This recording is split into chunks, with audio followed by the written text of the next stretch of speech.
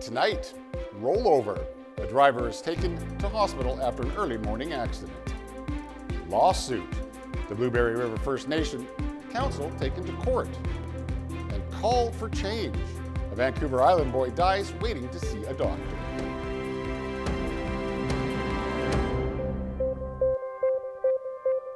Good evening and thank you very much for joining us. We begin tonight with the Blueberry River First Nations back in court.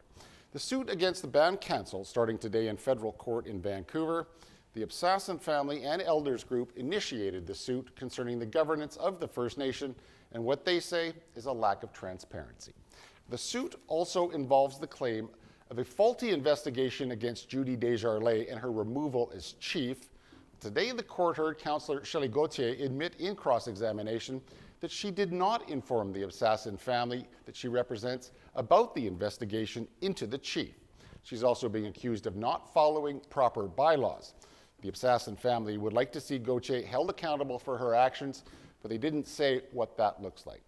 After closing arguments, the trial is expected to wrap up tomorrow afternoon. A driver is lucky to not be more seriously injured after a single vehicle accident on Highway 97. It happened this morning just before 7 near Todd Road. Fort St. John RCMP saying the driver lost control of his vehicle when he was speeding past a number of vehicles. They say the blue hatchback rolled into the southbound ditch. The driver was transported to the Fort St. John Hospital with non-life-threatening injuries. He was also severely fined. The highway was closed briefly but reopened shortly after the accident. The parents of a young Vancouver Island boy who died in hospital are calling for urgent systemic changes. It was his second visit to the ER in a week, and he waited for hours to see a doctor. As CTV's Rob Buffum reports, the family is now desperately looking for answers. 11-year-old Braden Robbins, described as vibrant and active, died last November from blood and excess fluid on his brain. The Comox boy's family says the tragedy was entirely preventable. We do not want any other child to suffer like Braden did. His mother, a nurse of 25 years, wants changes to the healthcare system that she says failed her son. Changes that include better training and staffing levels in pediatric medicine and care that listens to the advocacy of children's families. I have dedicated my whole career to improving healthcare and trying to make it better. And here I am as a family member who has been a part of a healthcare system that has failed. Braden, seen here skiing, was born with mild cerebral palsy and had a series of brain surgeries that allowed him to live an active, regular life. When he suddenly developed tingling in his face, severe head and neck pain, he was taken to Comox Valley Hospital, but despite his symptoms and history, was sent home with painkillers but without a CT scan or further care. 6 days later, his condition had deteriorated. He was screaming in pain. On the way to the hospital, Braden told us he was dying. Again, despite advocacy from his parents, it took 5 hours for a CT scan that diagnosed the brain bleed. But it was too late, especially with no pediatrician there and emergency transport to a bigger hospital unavailable for hours. He died the next morning.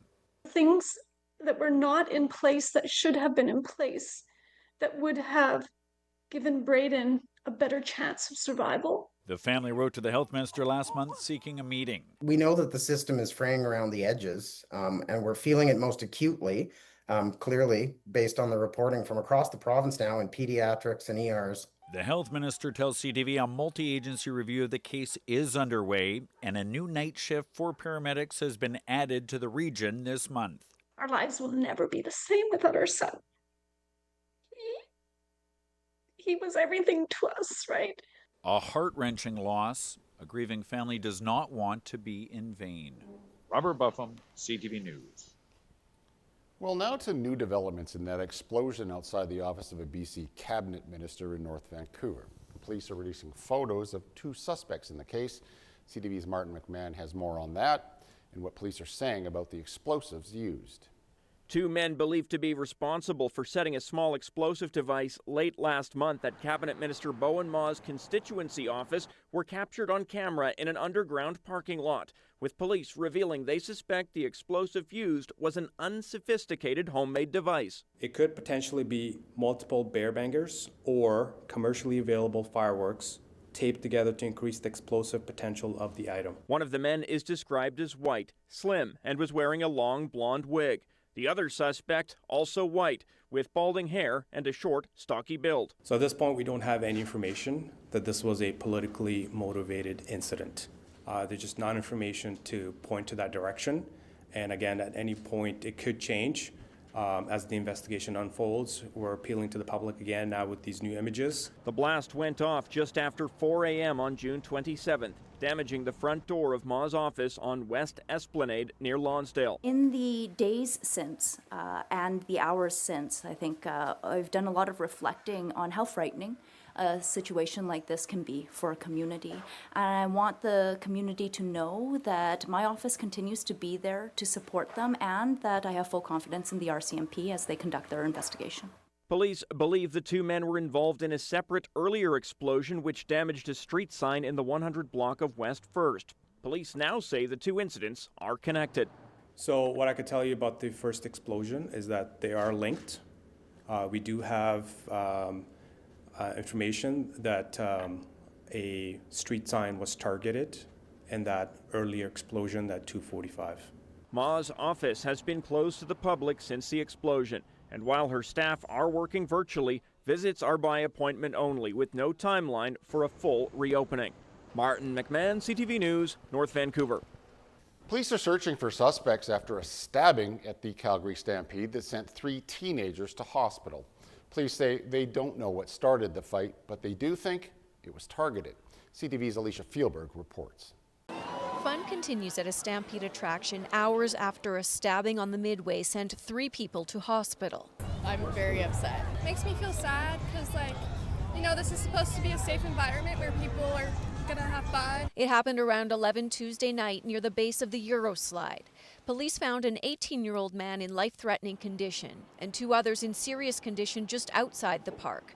A 15-year-old boy near 17th Avenue and McLeod Trail and an 18-year-old man near Earlton Street and 27th Avenue. Police say it was a fight between 2 groups of people who knew each other. From reviewing CCTV so far, we could say there's anywhere between 8 and 10 people involved in this altercation, with 3 people ended up at hospital. It's still under investigation. We don't actually even know what the weapon is or whether or not it was brought onto Stampede Park. At every entry gate, police support Stampede security checking bags as attendees pass through metal detectors. It makes me think about how the security up front with take stuff out of your pockets should maybe tighten down a bit. I don't know how I feel about the security system because I literally just walked through and there was not really any question about, what was in my purse, what was in my bag. Free attendance for part of the day in a Don Tolliver concert drew a record attendance of over 193,000 people to Stampede Park Tuesday.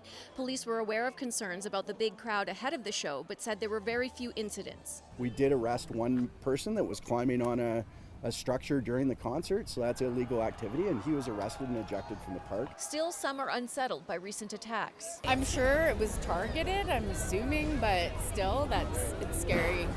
It could break into something else, right? 23 hours before the stabbing, police arrested 4 people after a midnight fight on the Midway spilled into a game booth, with workers trying to push the fighters out.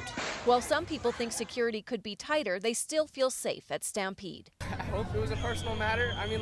It's just in the back of my mind. I'm not too scared about it. I feel like it would maybe be different if I had kids or if I was a kid. I don't want it to make an impact on, what Stampede is here for and how we're seen as a city. And as Alberta hosts one of Canada's biggest outdoor events, it's also marking a milestone in the fight against the measles outbreak. The province has the most infections in all of North America now on a per capita basis, and that's raising concerns the Calgary Stampede and other summer events could push those case counts even higher. Alberta now has recorded more than 1,200 cases since March. Parents hoping to benefit from Ottawa's $10 a day childcare initiative may be disappointed. That's because a new report suggests the government is expected to miss the 2026 deadline for nationwide implementation. CTV's Rachel Aiello explains. God, like, what are we gonna do? Patty Dunn is How are we nervous. gonna manage this? Getting her daughter What's the Harper next into steps? daycare was no small feat. I put ourselves on the wait list when I was about 10 weeks pregnant. And now, with a second on the way, I don't know what this means for us. Like, just because we have a spot already, does that mean that we'll have a higher chance of getting our next baby in? compounding this stress, living in Ontario, it still costs $22 for every day Harper is at daycare. And while it's better than what it was, she says getting that cost down to $10, it would honestly give us like that peace of mind. She's not alone. A new report out today found that while costs are coming down across the country, governments have more work to do to get to $10 a day nationwide by next year. 6 provinces and territories have already met or exceeded the federal target. None of it Saskatchewan, Manitoba, Quebec, Prince Edward Island, and Newfoundland and Labrador. But there are still 5 provinces where care costs more: British Columbia, Alberta, Ontario, New Brunswick, and Nova Scotia. Although people think of this as a $10 a day program Canada-wide, that's the aim. How it's implemented is the thing that makes the difference. It's not just parents feeling the program's growing pains. It's daycare providers too. Because while fees are dropping, demand isn't. Right now I have over 1,200 parents or children waiting on the list with only 500 spaces, and my 500 spaces are full. Today, a spokesperson for the federal families minister touted the $27 billion investment to support province and territories in delivering more affordable childcare, and said the government continues to work with them to deliver on that promise. While that work continues, moms like Patty just want to see more spaces opening up as soon as possible. It would help to alleviate the stress. Experts say in order to create those spaces, all levels of government need to work together to build up the early childhood educator workforce, which will take years. Rachel Aiello, CTV News, Ottawa. And a new report is suggesting that Canada's plan to rearm this country's military with Europe threatens to provoke the U.S. president. Currently, about 75% of the military equipment Canada uses comes from the United States. Well, to reduce reliance on the U.S., the Prime Minister signed a security pact with the European Union last month. The report has been written by former Canadian defense and security officials. It says the new partnership with the EU could put Canada in a retaliatory crosshairs of the Americans. The U.S. might respond in a negative way and start canceling U.S. contracts to Canadian companies. Canada has paid for 16 American fighter jets. Well, the government is evaluating if it should turn to the Swedish Gripen fighter instead for the rest of its order. The U.S. ambassador has warned against doing that, saying it would threaten NORAD. And several American lawmakers want Canada to do more in combating wildfires. 6 congressional Republicans from Wisconsin and Minnesota say successive years of wildfire has undermined air quality in their states, robbing Americans of their ability to enjoy the summer. The lawmakers pointed to forest management and arson as possible factors, but did not mention climate change. They sent a letter to Canada's ambassador urging her to relay their concerns to Natural Resource Canada and the Canadian Forest Service. Well, back here at home, Canuma's mine, rescue, and first aid teams are being recognized for their performance at the latest zone competition. Both teams participated at the 2025 North Central South Zone competition, teams performing in events like rope rescue, firefighting, and written assignments. The first aid team earning top spot in the NCS competition. The team then qualified for the provincials back in June and finished in 3rd place. The mine rescue team, led by Captain Shane Muse, won multiple task awards. Despite that, his team did not qualify for the provincials. All right, stay tuned. It's been a windy day. Noah Abel will be right back with weather.